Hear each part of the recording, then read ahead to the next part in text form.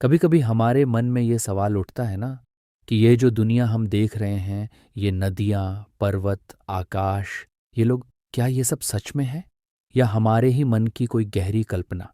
क्या कभी ऐसा हुआ है कि सांसारिक सफलता की चोटी पर होकर भी अंदर एक अजीब सा खालीपन महसूस हुआ हो? अगर हाँ, तो आप अकेले नहीं हैं। एक समय था जब स्वयं भगवान श्री राम, अयोध्या के राजकुमार, जिनके पास दुनिया का हर वैभव था, वे भी इसी गहरे मोह और भ्रम की स्थिति से गुजरे थे। तीर्थ यात्रा से लौटने के बाद उन्होंने दुनिया के सुख भोग में दुख और क्षण भंगुरता को बहुत करीब से महसूस किया। उनका मन तीव्र वैराग्य से भर गया। उस गहरे वैराग्य की अवस्था में जब सारा संसार उन्हें एक बोझ की तरह लगने लगा, उन्होंने अपने कुलगुरु परम ज्ञानी महर्षि वशिष्ठ से एक ऐसा सवाल पूछा जो सदियों से हर सत्य के खोजी के मन में गूंज रहा है। गुरुदेव, यह संसार क्या है? यह कहाँ से आता है और कहाँ चला जाता है? आखिर मैं कौन हूं और यह सब क्या है जो मुझे घेरे हुए हैं? यह सवाल सिर्फ एक राजकुमार का नहीं था। यह हर उस इंसान का सवाल है जो जीवन की सतह के नीचे झांकना चाहता है, जो सच की तलाश में है। इसके जवाब में महर्षि वशिष्ठ ने जो ज्ञान दिया, वही महान ग्रंथ योग वासिष्ठ का आधार बना। ये उत्तर सिर्फ श्री राम के लिए नहीं थे, ये हम सबके लिए एक रोशनी है जो जीवन के असली मकसद और मन की स्थायी शांति की राह दिखाती है। आज हम योग वासिष्ठ के उन्हीं 7 सबसे गहरे और रहस्यमयी सत्यों को जानेंगे जो इस दुनिया को देखने का आपका नजरिया हमेशा के लिए बदल सकते हैं। चलिए आज इस अद्भुत संवाद में उतरते हैं और देखते हैं कि ये रहस्य हमारी आधुनिक सोच को कैसे बदल सकते हैं। प्रथम उत्तर, यह जगत तुम्हारे मन का विस्तार है, मनोमात्रमिदम जगत। श्री राम के प्रश्न के जवाब में महर्षि वशिष्ठ ने जो पहला और सबसे क्रांतिकारी सत्य बताया वह था, हे राम, ये पूरी दुनिया जिसे तुम अपने बाहर एक ठोस हकीकत समझ रहे हो, वह तुम्हारे मन के सिवा और कुछ नहीं है। यह तुम्हारे ही मन की एक विशाल, विस्तृत और जीवंत कल्पना है। संस्कृत में एक प्रसिद्ध सूत्र है, मनोमात्रमिदम जगत, अर्थात ये जगत केवल और केवल मन से ही बना है। वशिष्ठ मुनि समझाते हैं कि जैसे कोई व्यक्ति सपने में अपने ही मन से एक पूरा संसार बना लेता है जिसमें लोग, जगहें और घटनाएं होती हैं, और जब तक वह सपना देख रहा होता है उसे वह सब बिल्कुल सच लगता है, ठीक उसी तरह ये जागृत अवस्था का संसार भी हमारे ही मन का एक लंबा और अधिक स्थिर सपना है। कल्पना कीजिए, एक चित्रकार कैनवास पर कुछ उतारने से पहले पूरी तस्वीर अपने मन में बनाता है। उसके रंग, रूप, आकार, हर एक बारीकी पहले कल्पना में जन्म लेती है। संसार की रचना भी कुछ ऐसी ही है। पर यहाँ एक अद्भुत बात है, यहाँ कैनवास भी मन है, चित्रकार भी मन है, रंग भी मन है और देखने वाला भी मन ही है। वशिष्ठ जी कहते हैं कि यह जो कुछ भी दिखाई दे रहा है, ये मन में उठ रही चेतना की तरंगों के अलावा कुछ नहीं। जब मन में कोई इच्छा या संकल्प उठता है तो संसार का चित्र उभरने लगता है। जब मन शांत, मौन और इच्छा रहित हो जाता है तो संसार का भाव धीरे धीरे मिटता जाता है और केवल शुद्ध चेतना ही शेष रह जाती है। तो इसका हमारे जीवन के लिए क्या अर्थ हुआ? ये ज्ञान हमें सिखाता है कि हम बाहरी हालात के गुलाम नहीं, बल्कि अपने अनुभव के रचयिता हैं। अगर दुनिया हमारे मन का ही आईना है तो अपने जीवन को बदलने के लिए हमें दुनिया से लड़ने की नहीं, बल्कि अपने मन के विचारों और भावनाओं को बदलने की जरूरत है। यदि आपके मन में शांति और प्रेम का सरोवर है तो आपको दुनिया वैसी ही शांत और प्रेममय लगेगी। यदि आपके मन में उथल पुथल और क्रोध का बवंडर है तो बाहर चाहे कितनी भी अनुकूल परिस्थितियां क्यों न हो, आपको हर जगह दुख और संघर्ष ही महसूस होगा। यहाँ एक और गहरा सवाल उठता है, अगर यह जागना भी एक सपना ही है तो फिर असली सत्य क्या है? इस रहस्य को खोलने के लिए हमें वशिष्ठ जी के दूसरे अद्भुत उत्तर को समझना होगा, जो हमें जागृति और स्वप्न के पार ले जाता है। द्वितीय उत्तर, जागृत और स्वप्न अवस्था में कोई भेद नहीं, स्वप्न जागृति समानता। महर्षि वशिष्ठ श्री राम के भ्रम को और गहराई से मिटाते हुए कहते हैं, हे राघव, जैसे सपने में देखी गई चीजें जागने पर झूठी लगती हैं, वैसे ही जागते हुए अनुभव की गई चीजें भी सपने में कोई मायने नहीं रखती। वे समझाते हैं कि अनुभव के स्तर पर इन दोनों अवस्थाओं में असल में कोई मौलिक फर्क नहीं है।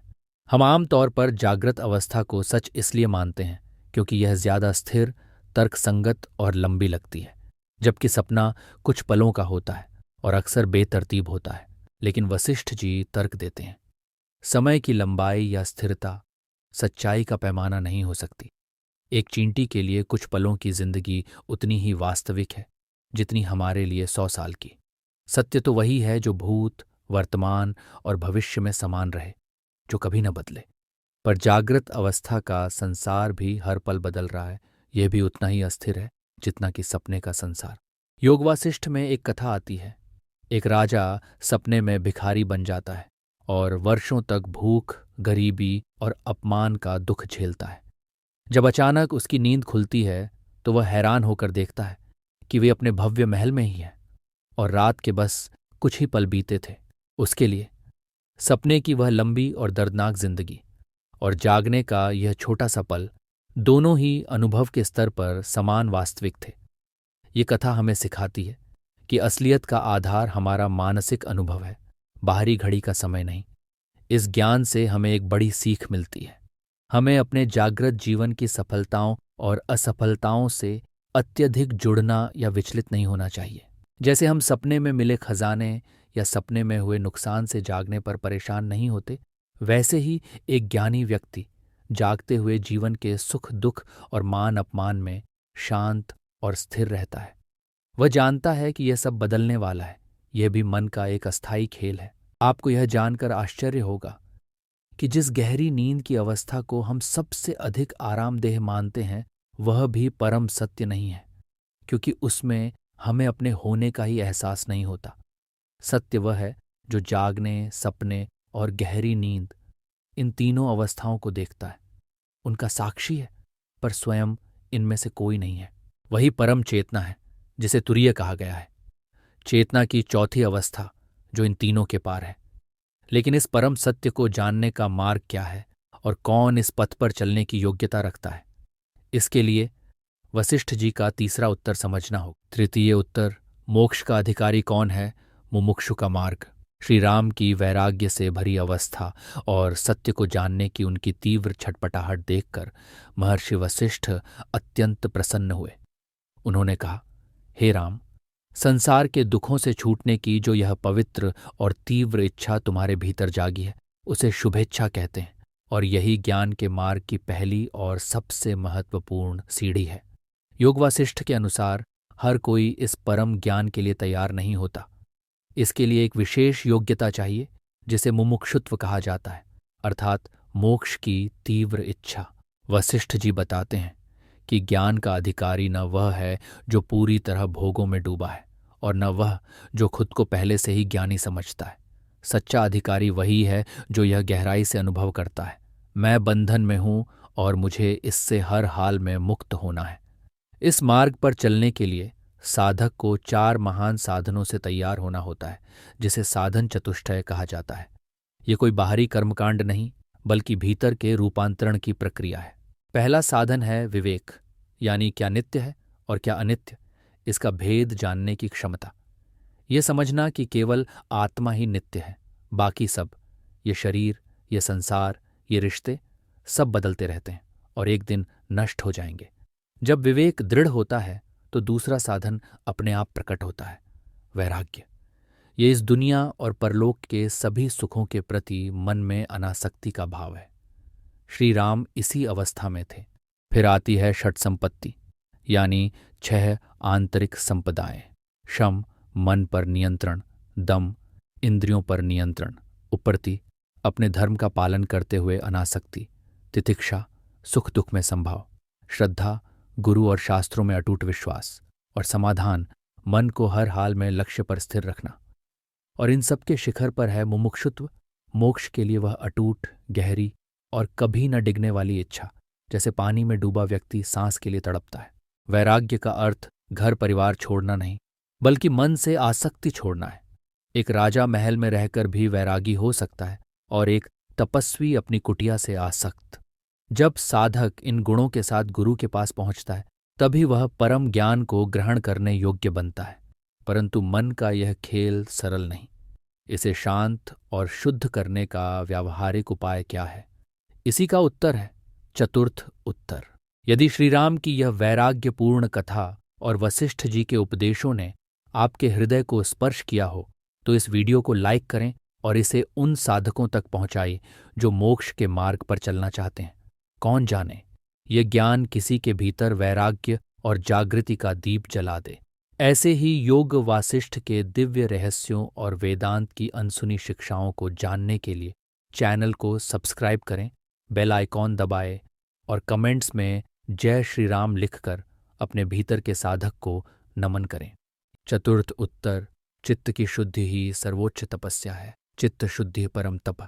महर्षि वशिष्ठ कहते हैं, हे रघुनंदन, हजारों यज्ञ करने, करोड़ों तीर्थों में स्नान करने और अनगिनत दान देने से भी वह परम शांति नहीं मिलती जो केवल मन की शुद्धि से मिलती है।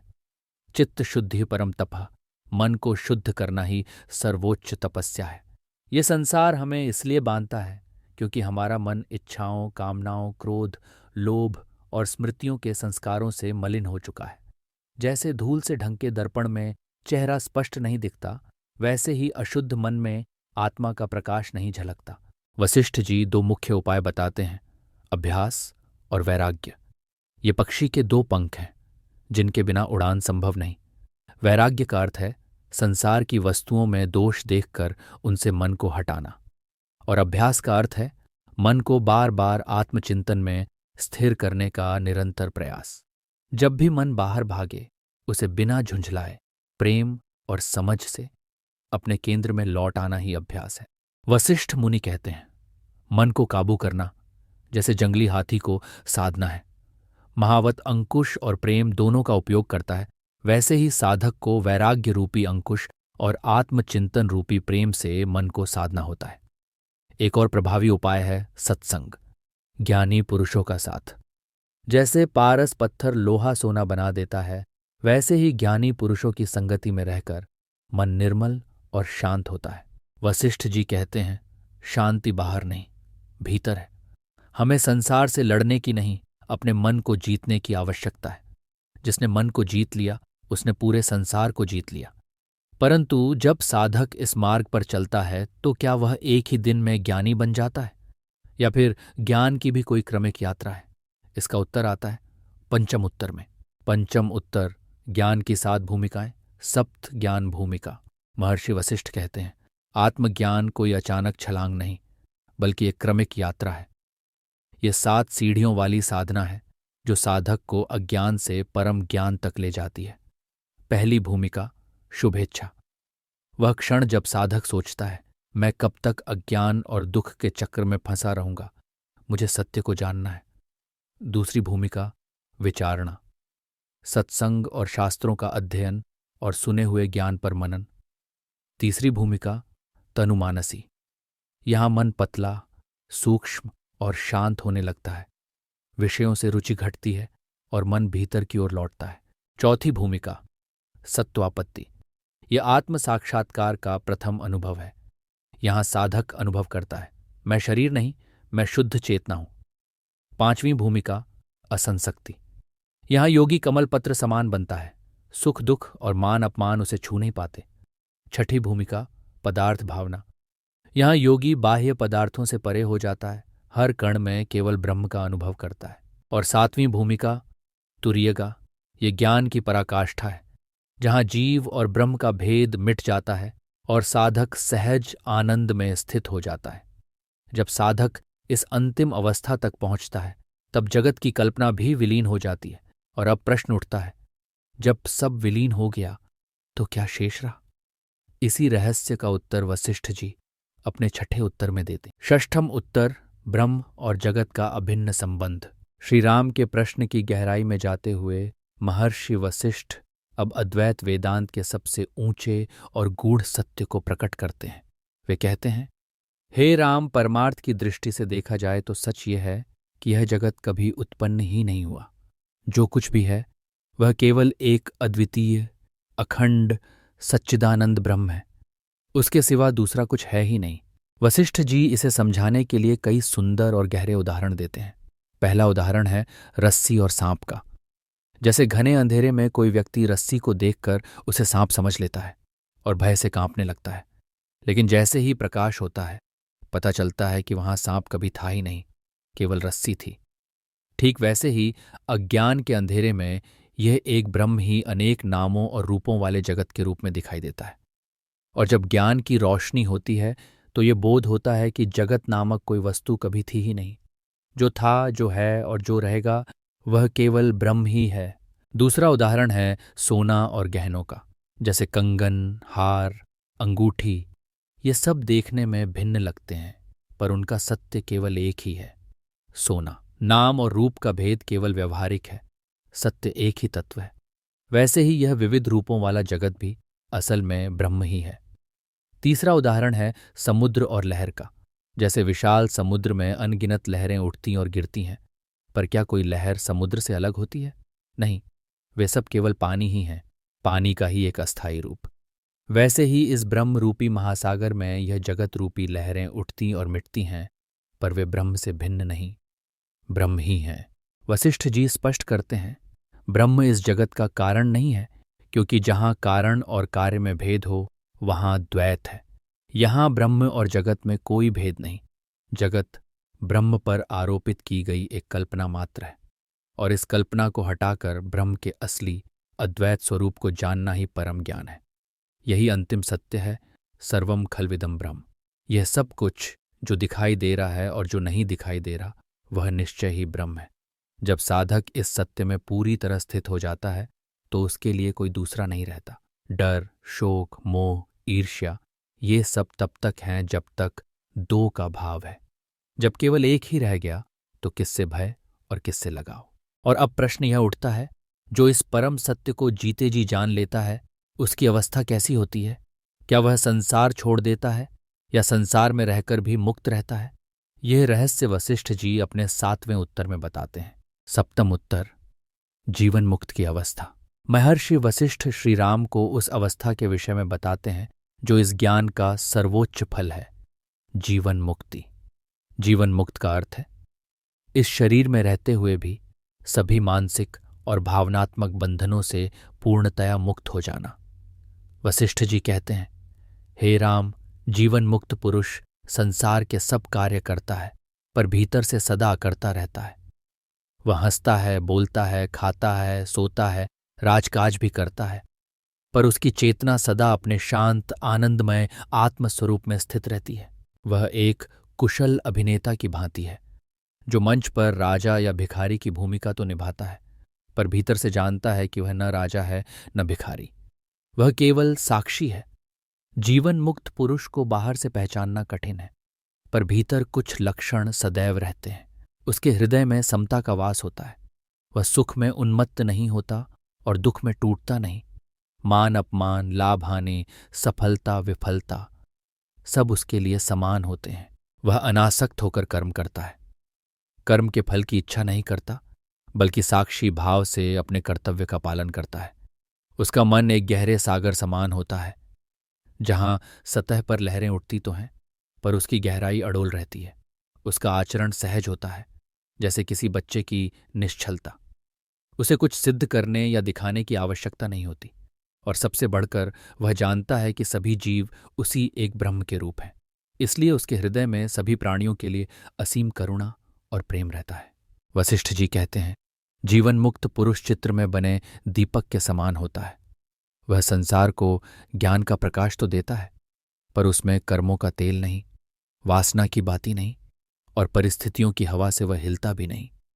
वह संसार में रहकर भी संसार से परे होता है।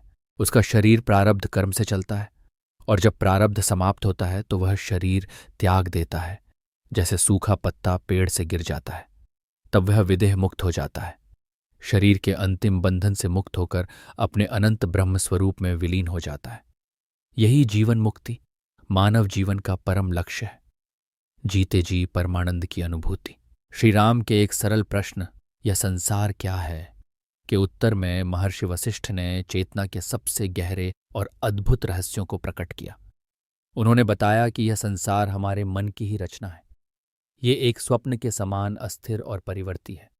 बंधन का कारण मन की अशुद्धि है, और मुक्ति का उपाय है मन की शुद्धि, अभ्यास और वैराग्य।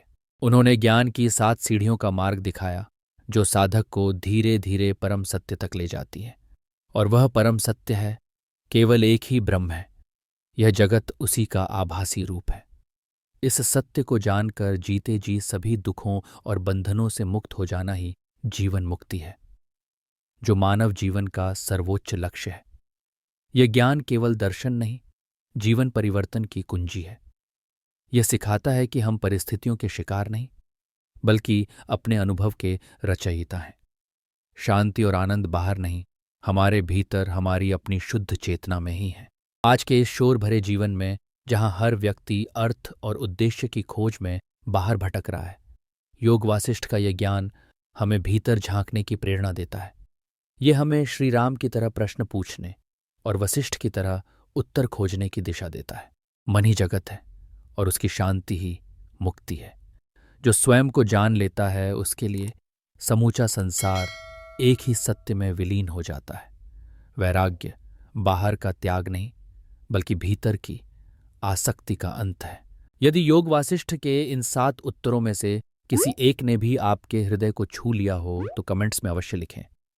कौन सा उत्तर आपको सबसे अधिक स्पर्श कर गया और उसने आपके विचारों या जीवन दृष्टि में क्या परिवर्तन लाया? आपका अनुभव किसी अन्य साधक के मार्ग को प्रकाशित कर सकता है। इसलिए इस वीडियो को उन सभी तक अवश्य साझा करें जो आत्मज्ञान और सत्य की खोज में हैं।